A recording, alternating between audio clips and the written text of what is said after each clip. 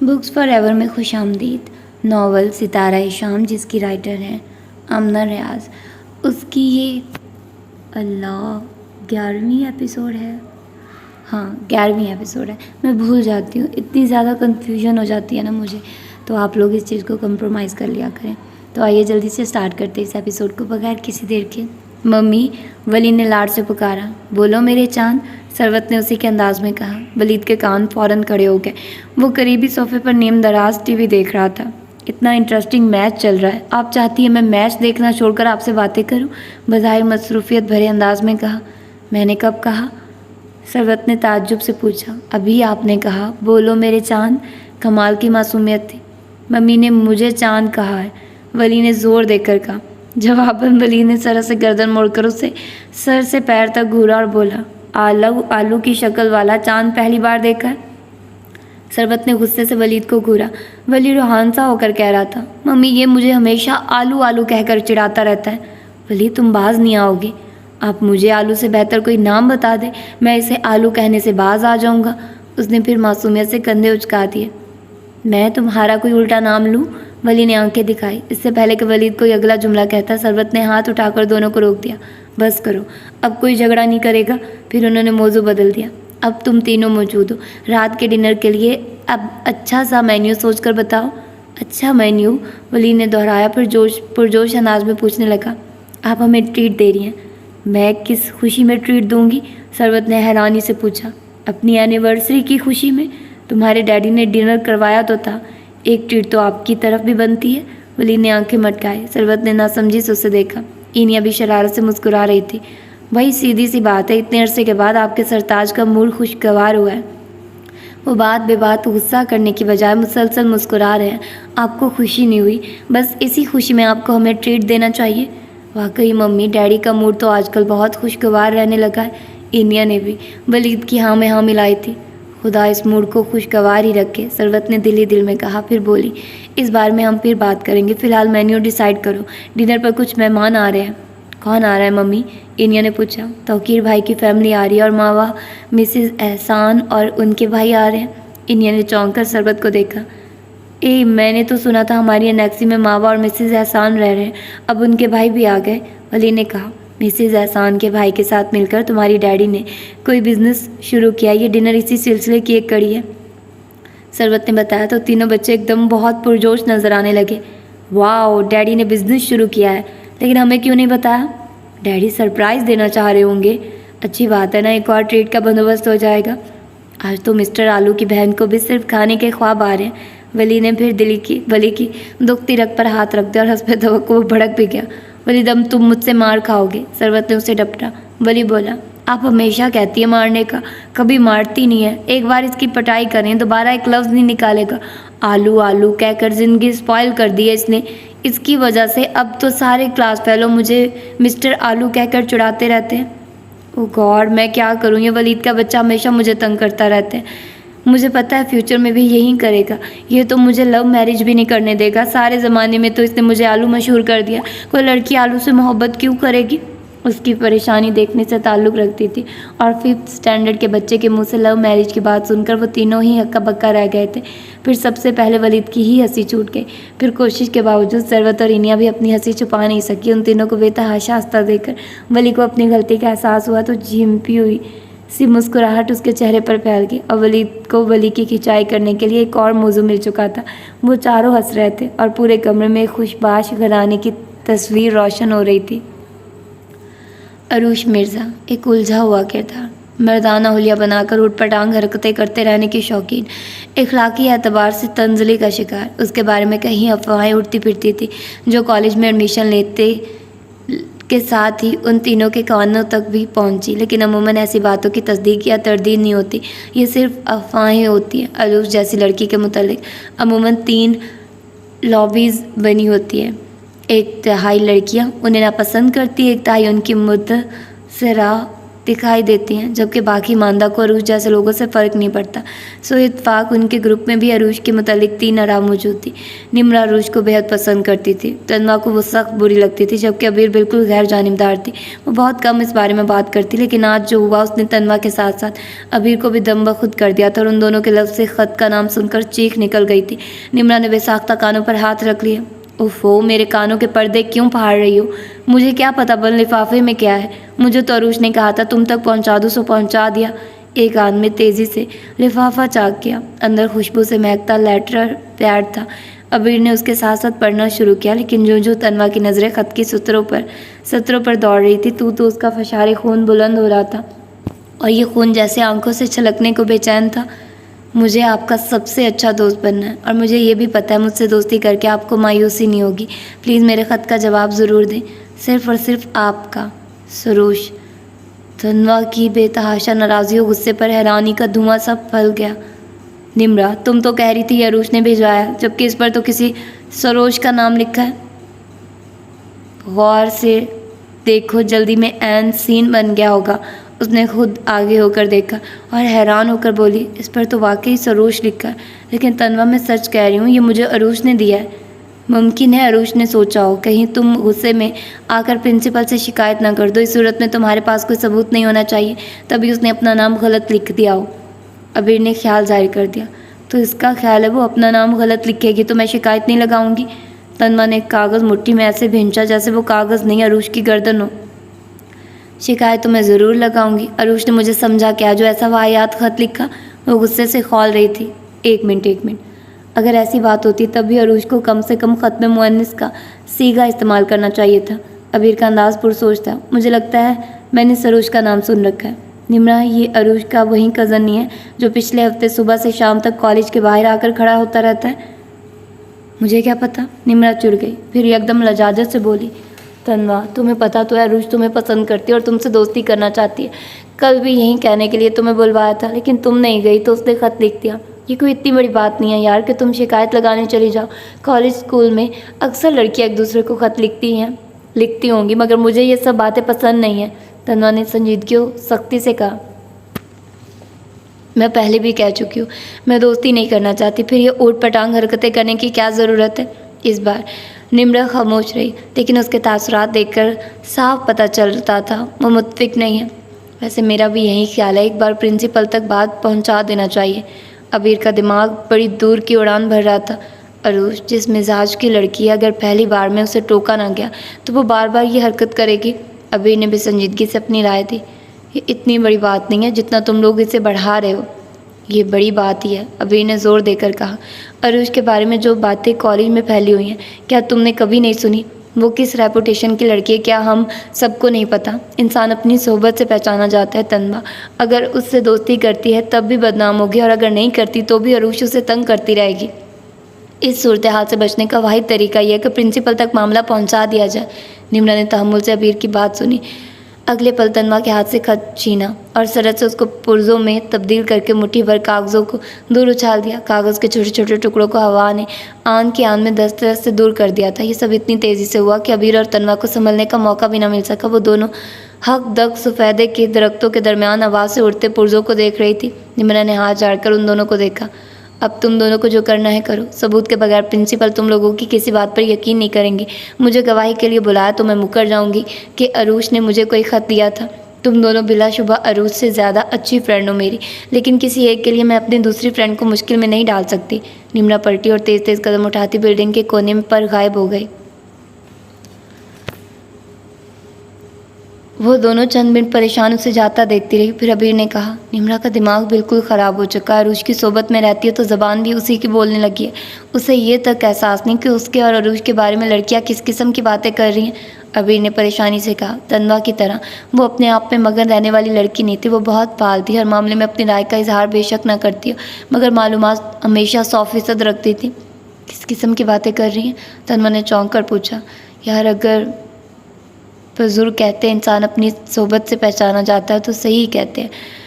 نمرا آج کل عروج کے ساتھ اتنا وقت گزاری، اکثر لڑکیوں کا خیال ہے یہ بھی عروج کی طرح بیمار ذہنیت کی مالک بن چکی ہے۔ ابیر نے ناپسندیدگی کے انداز میں اور بے حد مدھم انداز میں بتایا، اور تم پریشان مت ہو، اور اس کا خط دیکھ کر جو تمہارا رد عمل تھا وہ یقیناً نمرا اسے بتائے گی۔ مجھے امید ہے وہ دوبارہ تمہیں خط نہیں لکھے گی، لیکن اگر دوبارہ ایسا کیا تو ہم نمرا کی ناراضی کی پرواہ کیے بغیر پرنسپل کے پاس چلے جائیں گے۔ کیسے پریشان نہ ہوں؟ تنوا نے پریشان ہو کر پوچھا۔ مجھے لگ رہا ہے سماما نے میرا ہاتھ دیکھ کر جو بھی بتایا تھا وہ اسی بات کی طرف اشارہ تھا۔ لو ہو گیا شروع میری زندگی کا برا دور۔ اس نے فکر مندی سے سر ہاتھوں میں گرا لیا تھا، جبکہ ابیر نے سر پیٹ لیا، مگر اس سے پہلے کہ وہ کچھ کہتی سیمینار ہال کی لابی سے آتی ٹیچر سلطانہ کو دیکھ لیا۔ وہ ہاتھ کے اشارے سے اسے قریب بلا رہی تھی۔ سنیے، کیا آپ ماوا ہیں؟ دونوں لڑکیوں کے قدم اس کی طرف ٹھٹک کر رکے تھے۔ ماوا نے چونک کر انہیں دیکھا۔ وہ تنوا اور ابیر تھی۔ اس نے اس بات میں سر ہلا دیا۔ ہمیں میڈم سلطانہ نے بھیجا ہے، وہ کہہ رہی ہیں ہم آپ کو ان کے کیوبیکل تک پہنچا دیں۔ ماوا ایک بار پھر اس بات میں سر ہلا کر ان کے ساتھ ہوئی۔ کئی کلاس روم کے سامنے سے گزرنے کے بعد ایک وسیع و عریض گراؤنڈ عبور کرنا پڑا، جس کے دوسرے کنارے پر ہاسٹل کی عمارت تھی۔ ماوا کو لگا جیسے رونق تو بس سیمینار ہال کے قریب ہی تھی، باقی تو پورا کیمپس سناٹے میں ڈوبا ہوا تھا۔ پتہ چلا سیمینار کی وجہ سے دیگر طالبات کو چھٹی دی گئی ہے۔ سلطانہ آنٹی باہر ہی کھڑی اس کا انتظار کر رہی تھی۔ تنوا اور ابیر اسے میڈم سلطانہ کے سپرد کر کے واپس چلی گئی۔ بھائی میں شرمندہ ہوں، تمہیں بہت انتظار کرنا پڑا۔ وہ اسے اپنے ساتھ اندر لے آئی۔ انتظار کا تو کوئی مسئلہ نہیں، بس ارتقائیت، نو افلاطونیت، مادیت پسندی جیسے الفاظ سن سن کر دماغ پک گیا میرا، ماوا نے حسب عادت صاحب گوئی سے کہا۔ وہ اس کی بات سن کر مسکرائی۔ لگتا ہے سائیکالوجی سے بالکل دلچسپی نہیں ہے تمہیں؟ 1% بھی نہیں، ماوا نے سرت سے کہا تھا۔ سلطانہ آنٹی کے کیوبیکل میں پہلے سے کچھ لڑکیاں موجود تھیں۔ ارے تم لوگ یہاں بیٹھی ہوئی ہو، مجھے پتا ہوتا تم لوگ ادھر ہو تو اس بچی کو پہلے ہی یہاں چھوڑ جاتی، خواہ مخواہ بیچاری کا اتنا وقت ضائع ہوا۔ میں نے سوچا انجان جگہ پر کیا اکیلی چھوڑ کر جاؤں، سلطانہ آنٹی نے کہا۔ پھر ان سب کو ماوا سے متعارف کروانے لگے۔ وہ تینوں سلطانہ آنٹی کی کولیگز تھے، لیکن ان کے ڈپارٹمنٹ مختلف تھے۔ عائشہ میتھس پڑھاتی تھی، زرتاشیہ اسلامیات کی لیکچرار تھی، جبکہ ہمارا اردو ڈپارٹمنٹ کی ہیڈ اور سلطانہ آنٹی کی روم میٹ بھی تھی۔ آپ بڑے صحیح وقت پر آئی ہیں میڈم، ایک زبردست بحث چھڑی ہوئی ہے، آپ بھی اپنا حصہ ڈال لیجیے، آپ کی رائے سے ہماری معلومات میں بھی کچھ اضافہ ہو جائے گا، عائشہ نے کہا۔ بحث کا موضوع کیا ہے؟ سلطانہ آنٹی نے ماوا کو بیٹھنے کا اشارہ کرتے ہوئے پوچھا۔ فرائڈ کا نظریہ، یہ کہ انسان فطرت ناقابل تغیر ہے، امارا نے کہا۔ ارے یہ تو بڑا آفاقی موضوع چھیڑ کر بیٹھی ہوئی ہو تم لوگ، اس بحث میں تو بڑے بڑے اسکالر مفکر کسی منطقی رائے تک نہ پہنچ سکے، ہم لوگ کیا پہنچیں گے؟ میڈم ہم میں سے کوئی اسکالر ہے نہ مفکر، ہم تو بس یوں ہی اپنی اپنی رائے کا اظہار کر رہے، سوچا آپ سے بھی رائے لے لیں، زرتاشیہ نے کہا تھا۔ اچھا میں ذرا ماوا کو بکس اور نوٹس دکھا دوں، پھر بات کرتے ہیں، ہمارا بچے ذرا اچھی چائے تو پلاؤ۔ وہ ماوا کو ساتھ والے کمرے میں لے آئی۔ یہاں ایک دیوار گیر الماری اوپر سے نیچے تک کتابوں سے بھری ہوئی تھی۔ لو بھائی، دائیں طرف ساری کتابیں تمہارے ریسرچ ورک سے متعلق ہیں، جو تمہیں پسند ہو وہ نکال لو، یہ کچھ نوٹس اور یہ میرا تھیسس۔ وہ اسے سب کچھ دکھا کر اور فری ہینڈ دے کر دوسری الماری سے اپنے کپڑے نکالنے لگے، پھر واش روم میں گھس گئی۔ ماوا کے ہاتھ تو جیسے خزانہ آ لگا تھا، ایک سے ایک بہترین کتاب موجود تھی یہاں۔ سلطانہ آنٹی واش روم سے باہر آ کر اس کے پاس بیٹھ گئی اور اس کا ریسرچ ورک ڈسکس کرتی رہی، پھر ہمارا انہیں چائے کے لیے بلانے آ گئی۔ آ جاؤ ماوا، پہلے چائے پی لیتے ہیں، پھر تم باقی چیزیں دیکھ لینا۔ سلطانہ آنٹی کے کہنے پر وہ ان کے ساتھ اسی کمرے میں آ گئی جہاں باقی خواتین موجود تھیں۔ چائے کے ساتھ گرما گرم چکن پیٹیز اور چاکلیٹ پیسٹریز کا اہتمام تھا۔ ماوا کو بھوک تو پہلے ہی محسوس ہو رہی تھی، بلا تکلف بیٹھ کر ان چیزوں سے انصاف کرنے لگی۔ عائشہ نے پھر وہی موضوع چھیڑ دیا جس پر سلطانہ ان کی رائے چاہ رہی تھی۔ آپ نے پروفیسر تقی کی باتیں سنی؟ پروفیسر تقی کو تو تم رہنے ہی دو، وہ فرائڈ کے اتنے بڑے معتقد ہیں کہ اس کی کہیں سے ایک انچ بھی پیچھے نہیں ہٹیں گے۔ جن دنوں میں یونیورسٹی میں تھی، میری اور میرے گروپ کے پروفیسر تقی سے اس میں موضوع پر لمبی لمبی بحثیں ہوا کرتی تھی۔ تقی صاحب کہتے تھے جو جناب فرائڈ فرما گئے وہی حرف آخر ہے، اور ہمیں ان کی بات ماننے میں تحمل ہوتا تھا، سلطانہ آنٹی نے کہا۔ اچھا آپ کا اس بارے میں کیا خیال ہے؟ زرتاشیہ نے پوچھا۔ کیا واقعی انسانی فطرت ناقابل تغیر ہے؟ بھئی یہ پرانی بحث ہے، یعنی جتنی پرانی یہ بات ہے کہ فطرت انسانی ناقابل تغیر ہے، کم و بیش اتنے ہی پرانے وہ دلائل ہیں جو اس نظریے کی مخالفت میں دیے جا رہے ہیں۔ لیکن اگر تم صرف میری رائے پوچھ رہی ہو تو میں اس بات کو نہیں مانتی۔ انسانی فطرت کیوں تبدیل نہیں ہو سکتی؟ بالکل ہو سکتی۔ اگر انسانی فطرت تبدیل نہ ہو سکتی تو آج بھی انسان پتھر کے زمانے میں جی رہا ہوتا، گھروں میں رہتا، دانتوں سے کاٹ کاٹ کے کچا گوشت کھاتا۔ جہاں تک میری معلومات ہے تمدنی زندگی کے آغاز کو صرف 8 یا 10,000 برس ہوئے ہیں۔ ان 10,000 برس کے آغاز کا انسان کیسی زندگی گزار رہا تھا، کیا تم لوگ اندازہ لگا سکتی ہو؟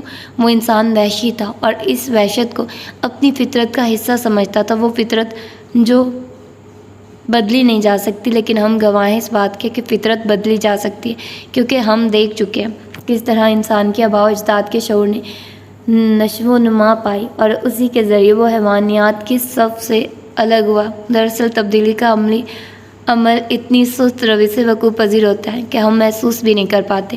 احساس اس وقت ہوتا ہے جب بہرحال تبدیلی ایک واضح شکل میں ہمیں دکھائی دینے لگتی ہے۔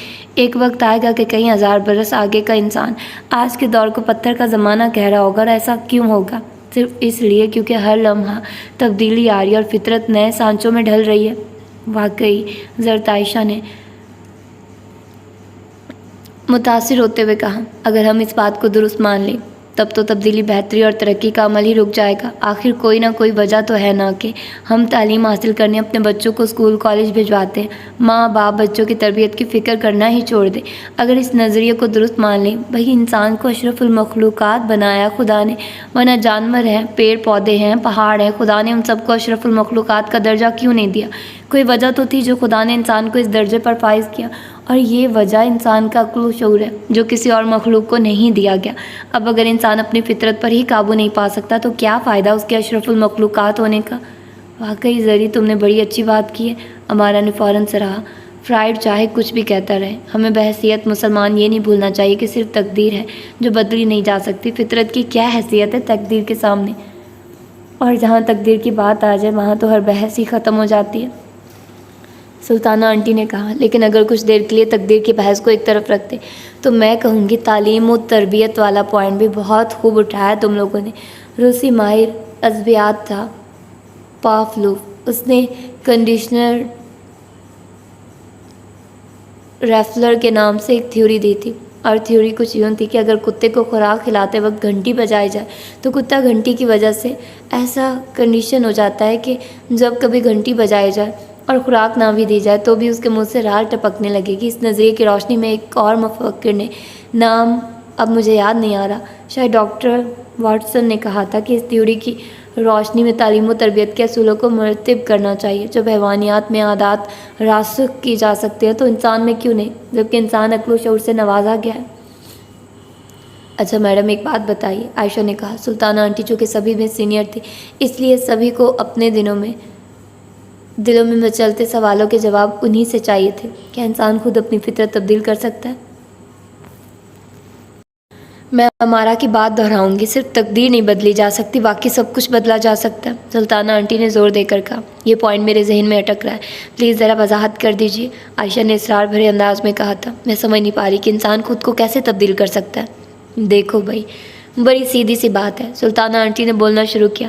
بشر کی معاشرے کی ایک بہت بڑی خصوصیات اس کا خاندانی نظام تھا جو بدقسمتی سے اب تہس نہس ہو چکا ہے، لیکن جب سب مل جل کر رہتے تھے تو گھر کے بچے کی تربیت کی ذمہ داری تمام بزرگوں کے سر تھی۔ ماں باپ سے کوتاہی ہو بھی جاتی تو تربیت کی ڈیوٹی دادا دادی ٹائپ بزرگ سنبھال لیتے تھے۔ وہ اسلامی احکامات بچے کو سکھاتے، وہ تمام اچھی باتیں بھی سکھاتے جو بچے کو معاشرے کا بہترین فرد بنا سکے۔ جو ہی بچے کی عادات میں کوئی ناپسندیدہ چیز دیکھتے، بچے کو سمجھا بجھا کر بحسن طریقے سے اس کی نفسیات میں کوئی گرا پڑنے سے پہلے ہی اسے کھول دیا جاتا تھا۔ یوں بڑھائی بڑھنے سے بھی رکتی تھی، لیکن جو ہی خاندانی نظام دھرم برم ہوا، سب کچھ الٹ پلٹ ہو گیا۔ بات تو پھر وہی رہ گئی نا کہ انسان خود کو تبدیل نہیں کر سکتا۔ خاندانی نظام کی جن خصوصیات کا آپ ذکر کیا وہ بیرونی عناصر ہو گیا جو انسانی سوچ پر اثر انداز ہوتے ہیں۔ عائشہ نے پھر سوال اٹھایا، تم عقل و شعور والی بات پھر فراموش کر رہی ہو؟ سلطانہ آنٹی نے کہا، بات مختصر لفظوں میں کچھ یوں ہے، عائشہ کہ عقل تو انسان کو پیدا ہوتے ہی خدا کی طرف سے مل جاتی ہے، یعنی جیسے ناک کان آنکھیں ہاتھ وغیرہ ملتے ہیں، عقل بھی ویسے ہی مل جاتی ہے، لیکن شعور وقت گزرنے کے ساتھ ساتھ ملتا ہے۔ عقل کی ریفائنڈ فارم کو ہم شعور کہہ سکتے ہیں۔ یوں سمجھو کہ عقل سونا ہے اور زندگی وہ بھٹی جس میں پک کر عقل کا سونا شعور کے کندن میں ڈھلتا ہے۔ اسی دوران یعنی عقل کے شعور میں ڈھلنے کے دوران ایک ایسا وقت بھی آتا ہے جب خدا ہماری نفسیات کی دوڑیں ہمارے اپنے ہاتھ میں دے دیتا ہے، کوئی میری بات سے اتفاق کرے یا نہ کرے۔ میرا اس بات پر پورا اعتقاد ہے کہ بیرونی عوامل کے ساتھ ساتھ بلکہ 75% انسان خود اپنی نفسیات کو ہینڈل کر رہا ہوتا ہے، تو سب جب آدھے سے زیادہ کنٹرول ہمارے اپنے ہاتھ میں ہے تو ہم اپنا آپ کیسے تبدیل نہیں کر سکتے؟ ہم چاہیں تو خود کو سیدھے راستے پر ڈال لیں، چاہے تو غلط راستے کا انتخاب کر لیں، اور یہ فیصلہ کون کرے گا کہ صحیح راستہ کون سا اور غلط کون سا ہے؟ زرتاشیہ نے سوال اٹھایا۔ یہ فیصلہ بھی انسان خود ہی کرتا ہے، عقل و شعور کے ساتھ ساتھ دل کی مشاورت سے۔ پھر کچھ راستے تو بڑے واضح ہوتے ہیں کہ جن کے چناؤ کے لیے کسی مشورے کی ضرورت بھی نہیں پڑتی۔ مثلاً میں جانتی ہوں آگ میں مجھے جھلسا سکتی ہے تو میں ڈر کے اس کے قریب بھی نہیں جاتی، لیکن کسی اور کو اس آگ کے قریب جانے سے بھی نہیں روکتی بلکہ جان بوجھ کر دھکیل دیتی ہوں۔ تو یہ میرا نفسیاتی الجھاؤ ہے جو مجھے نقصان نہیں پہنچائے گا لیکن کسی دوسرے کو تباہ کر سکتا ہے۔ جب میں کالج میں پڑھتی تھی تو ہماری ایک ٹیچر کہا کرتی تھی، نفسیاتی مریض کبھی اکیلا نہیں ہوتا، وہ اپنے ارد گرد رہنے والے ہر فرد کو ایک مختلف نفسیاتی الجھاؤ منتقل کر رہا ہوتا ہے۔ یعنی 1 سے 10 افراد متاثر ہوئے تو سمجھو معاشرے کے 10 خاندان برباد ہوئے۔ اگر انسان کو احساس ہو جائے کہ اس کی معمولی عادات اتنی تباہی لا سکتی ہے تو اس عادت کو تبھی کیوں نہ بدل لیا جائے۔